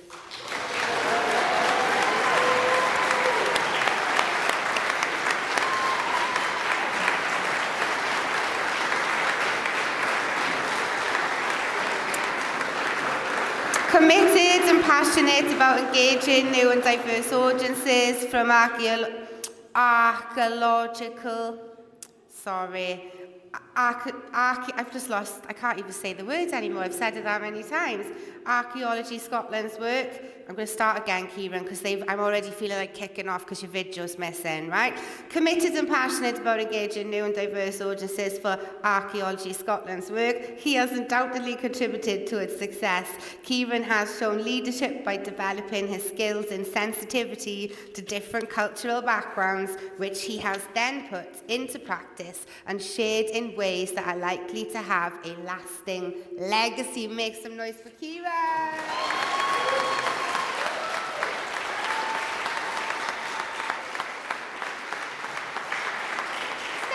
Have you done the photo? He's on it. You don't have another. I'll get in this photo. Put the mic down. I look like, oh my gosh. Don't even know what to do. Thank you. Do you want to tell us a little bit then, Kieran, about the lasting legacy or some of your practices? Because we are missing the film, and I am going to have a word or something about it. And it's a good job that you've won, otherwise, putting in complaints and stuff. But that's not why he won. He won because he is fantastic. So could you tell us something about that, please? Yeah, I guess our project is about using archaeology as a way to help people that have come to Scotland through refugee or asylum-seeking routes to make Scotland their home, and that archaeology has a lot of power in being able to do that and in helping social connections, combating isolation, learning English or Glaswegian or Dundonian or whatever it is that might be doing Doric.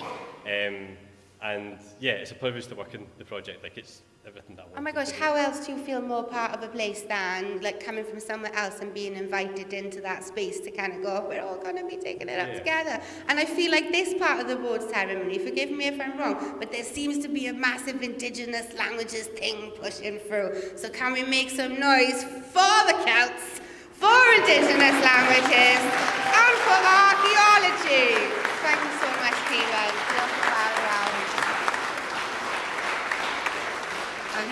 Okay, right.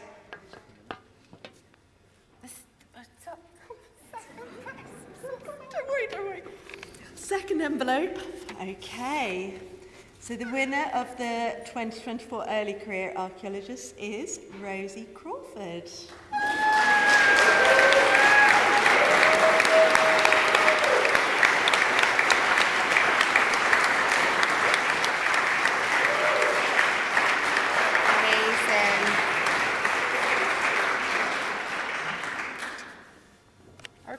Okay. It's little Rue back again. So honestly, this is adorable. I don't want to get in the pictures. Do I want to get in? You go first. I'll go next. Are you sure?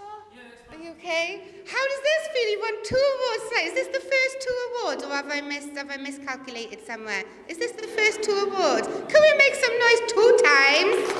Thank you so much. Would you like to say something about about this award? What does this award mean to you?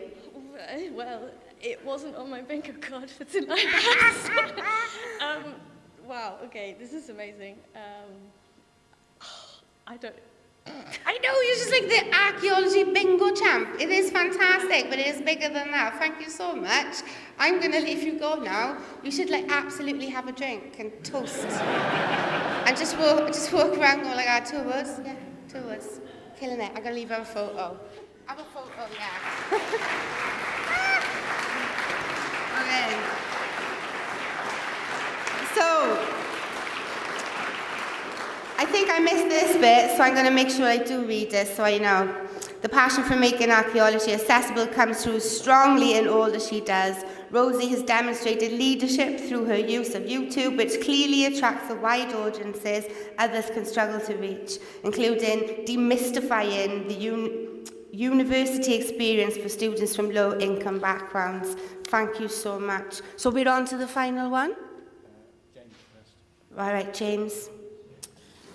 Before our final award this evening, I would like to invite James Kyle, our chair, to say a few words on behalf of the panel.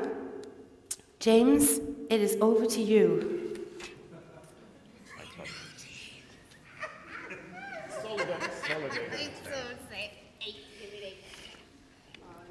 Thanks very much. I think the word that struck me this evening is humbling, and that's certainly what being a judge for the Archaeology Achievement Awards is.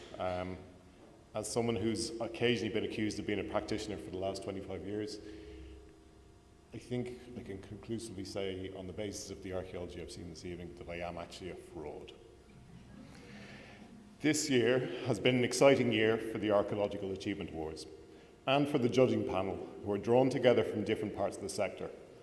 We've seen an extraordinary range of projects nominated from across the UK and Ireland that demonstrate the hard work, passion and creativity that goes towards making archaeology accessible to everyone. Year after year, the incredible projects and individuals nominated for these awards exceed our expectations as judges.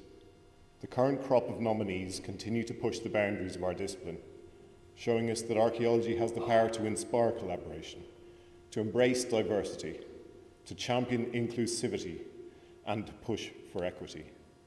Those themes rightly deserve celebration and recognition, and they are at the very heart of the Archaeological Achievement Awards. With the continued raising of the bar by the nominees, the process of judging the awards has become more challenging. The discussions lengthier and the decisions tougher. And the awards and us as a panel of judges aim to be the better for it. We'd like to thank all of our judging panel for their positive energy, persistence, perseverance and perception throughout the rigours of the process. These are clearly exciting times for archaeology, and we look forward to seeing what the future holds. So in Scots Gaelic, Morain Tang, in my native Irish, Gurab Matagwiv, and in Welsh, Diolch.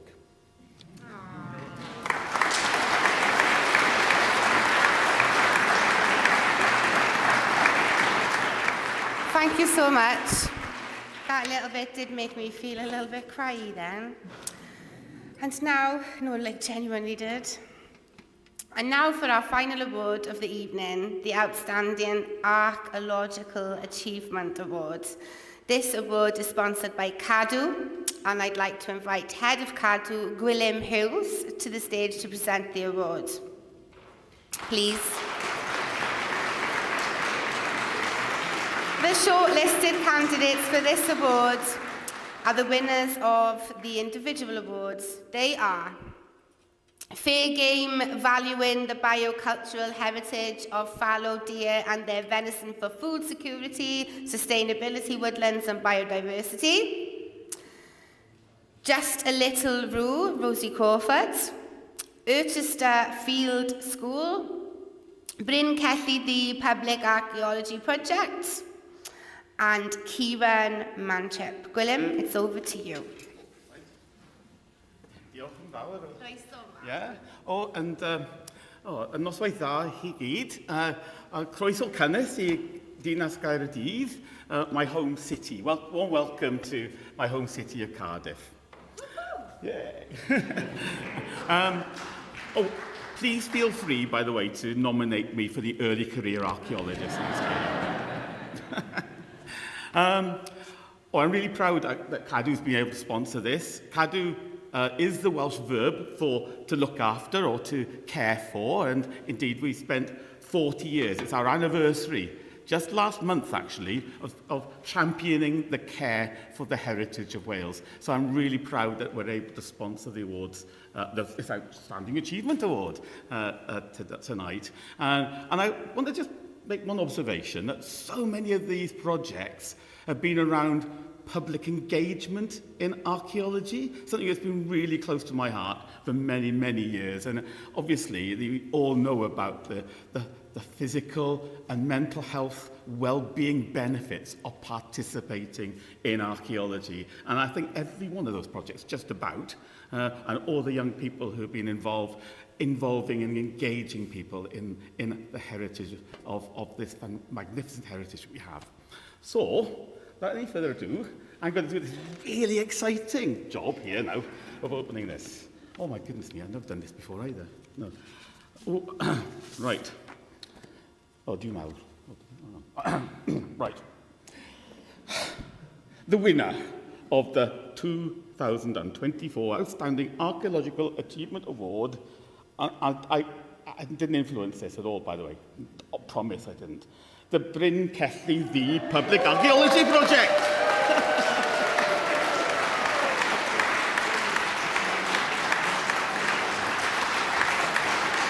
I just couldn't wait to hug them. I forgot their prize. The cross-cutting themes of health and well-being and collaboration were both strongly supported and well explained in the nomination.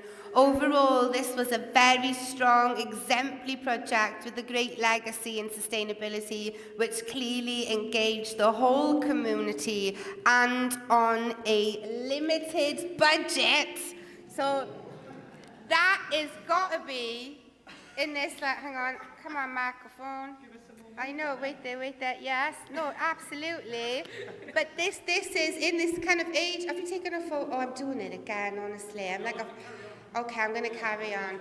So this is in this kind of age of austerity with this massive underfunding in all of the sectors, especially in arts and archaeology, because we've already established that archaeology is art, art is archaeology. How did you do this on a limited budget? What does even that look like? Oh my gosh.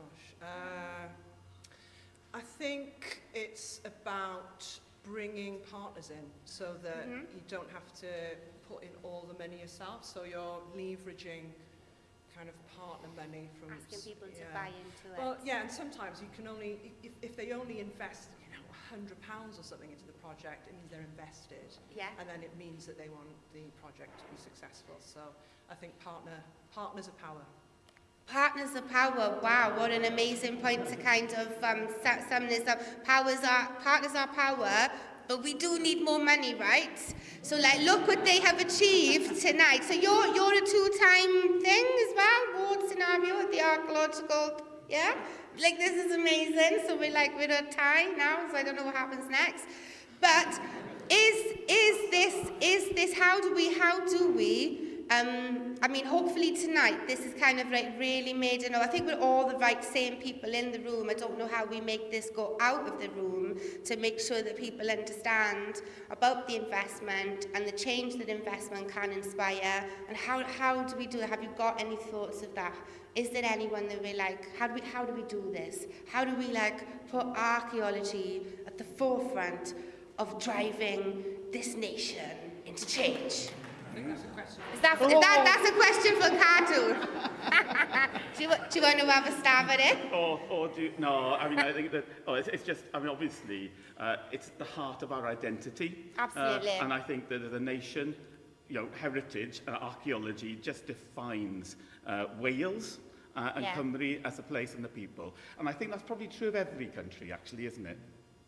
Yes, I do. And I think that is a beautiful note to close on. And can we please just lose our bananas for like our double, I don't even know what it's called, like, when you win 2 prizes at the same time. There's got to be a word for it. I'm going to find out. But I love you so much. Can we give a massive round of applause? Thank you so much, Kadu. And thank you so much, all of you.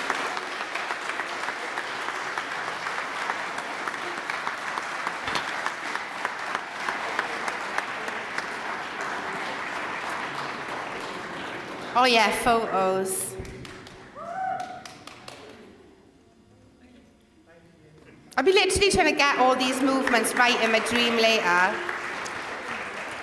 And that concludes the 2024 Archaeological Achievements Awards. Thank you for joining us this evening to celebrate the very best of archaeology across the UK and Ireland. Congratulations to all of our winners, and I'd like to offer my own reflection on the evening. I can't believe I got to that line. So, I'm just going to get a glass of water. Is everyone okay? And then I am going to attempt, I've literally written on this, I've written in a book, I've written on my arm. Shall we see what it sounds like? Shall we give it a go? Thank you so much. Right, just need to get that.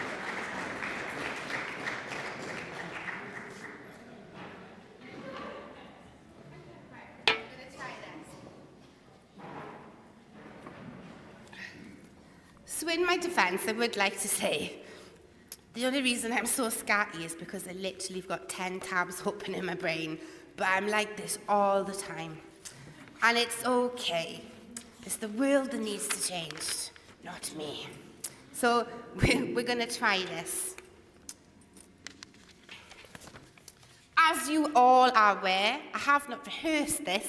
I'm not even kind of sure exactly what we're going to uncover. Like an archaeologist. I didn't even do that on purpose. Right, here we go. Whew. 1, 2, 3. And then I'm going back on the sheet. Okay.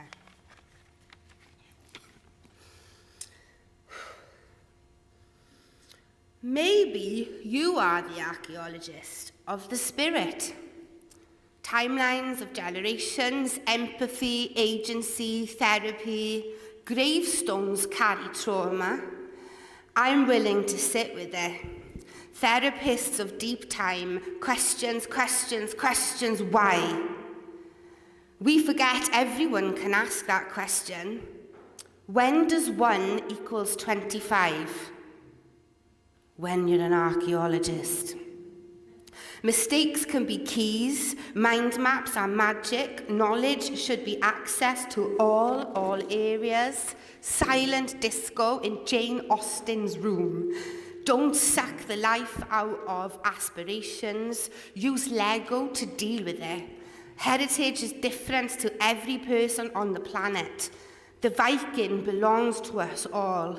The pen and the shovel, it is the same thing. What do you pass on? What do you bury? I wear my bling daily. I call on conservation. Preservation, purpose, longevity. Where do I belong? Mobilize me, enjoy me. No reaction without interaction. Science says so. Pass me access through the barricade. I want a piece of the damage. Dent has a story. Who are you going to call? Zero risk buzz bias. You've got to deploy the jetpack from the time to time. You've got to deploy the jetpack from time to time. Things can go right more than they go wrong. Port Talbot's pollution, tangible and intangible authenticity. Just stop looting Welsh assets. Recognise access and ask questions. Risk consequences. Take them by the horns. Don't be a naysayer. Conversation, dyslexic brain, mistake equals conservation, Cassandra. Conversation, dyslexic brain, mistake equals conservation, conservation, Cassandra curses. Whose values are we loading? What stories are we preserving? We don't want to fix away. We don't want to fix away that you've been engaging, passed down generations, loved, continued, evolved.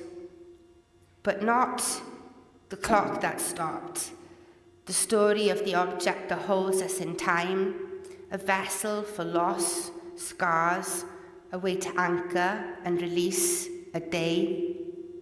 Future generations means all co-create, sit on the sofa, things don't last forever, use them meaningfully, transcend, power to the people, share risk is probably best. Shared risk is probably best. Shared risk is probably best. Shared risk is probably best. Shared risk is probably best. Shared risk is probably 1,000 fingerprints, 1,000 voices, 2,000 years ago, diverse workforce. We are who we are. Distribute that dear, rich narrative, cultural history, goddesses of hunting, non-biased, virtuous venison, climate, carbon, kicking. Pulling in people, Saxon settlement, spellbounding, TikTok tactics, artifacts, access, purposeful preservation, platforms for participation, prestigious purpose, demystify, diversify, dare, dream, rue. The thing she said about holding the thing that no one had found for thousands and thousands of years, I thought I'd have a break to ask her about it, so just use your remembrance. Announce, proud, you are an archaeologist. To change the children, give them the change, they'll be the change. Yak attack, unique, deep. Yak attack, unique, deep. Ritual through a contemporary lens. Art is archaeology, archaeology is art. This stuff makes me proud. These spaces are safe. People change their own lives when you give them this. Give us options, insights, access. We can reimagine futures, find freedoms, focus, fire. We won't forget. Constance, call-ins, contentment. A lot, a lot, a lot. Uplift, assets, indigenous, invitations, kick off for Kieran. Cadw, public engagement, participation pushing. Cadw. Diolch yn fawr.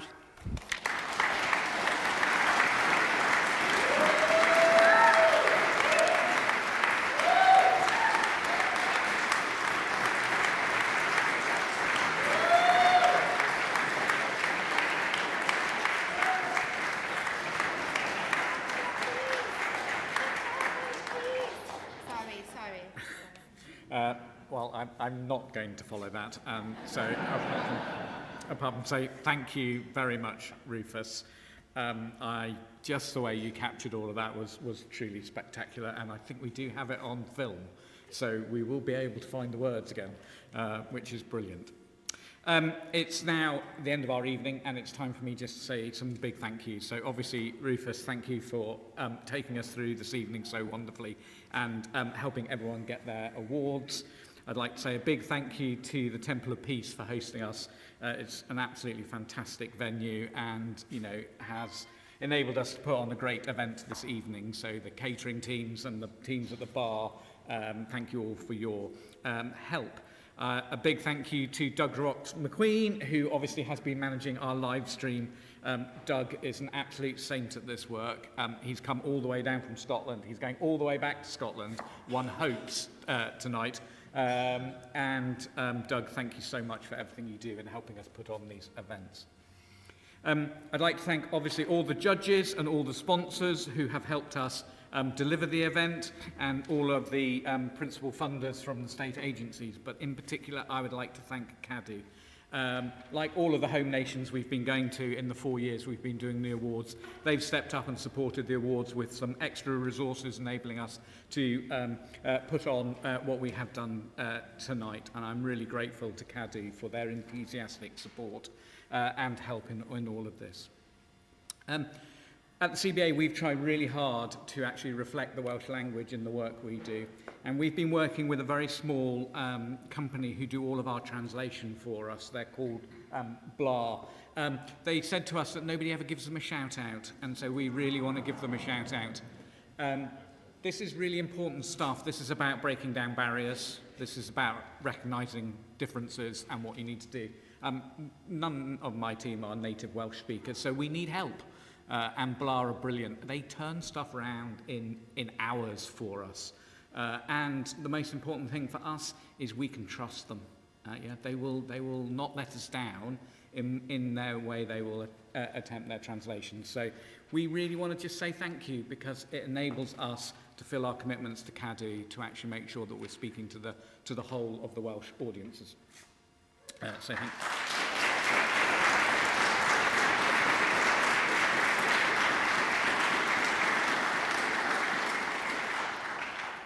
I have one last thank you, and that is to the CBA staff and the CBA team who helped put this evening on, and actually who do all of the work at the CBA. There are only 16 of us, and we do far more than is humanly sensible. The team I have the great privilege to lead and work with are the most extraordinary group of individuals who go way beyond any sensible level of commitment, but they are truly inspirational. And so if I ask anything, if you want to keep the CBA going, then donate, because then I can carry on employing these really brilliant people, and we can carry on celebrating archaeology across the UK. But thank you, my wonderful CBA colleagues.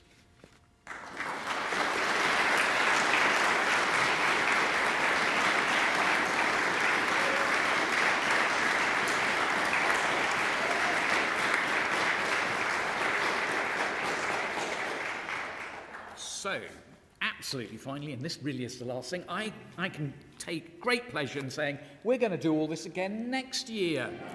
And this is how good we're getting. We already know the date of when we're going to do it next year. So, the awards next year will be on Friday, the 28th of November, and we will be hosted by the Great Hall at Queen's University, Belfast, thereby completing our grand tour of all of the home nations and Ireland with the Archaeological Achievement Awards, which is absolutely fantastic.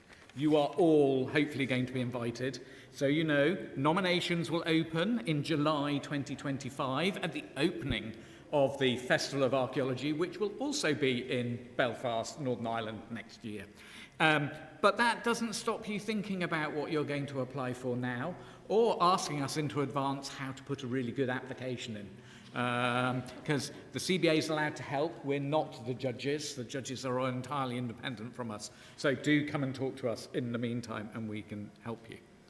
So what I'd like to ask is any of the winners, highly commended, and the sponsors, if you could come and gather near the stage, we're going to do some more photographs. This year, the CBA's done something else a little bit different. We've had a resident photographer, Adam, who you've seen going around here.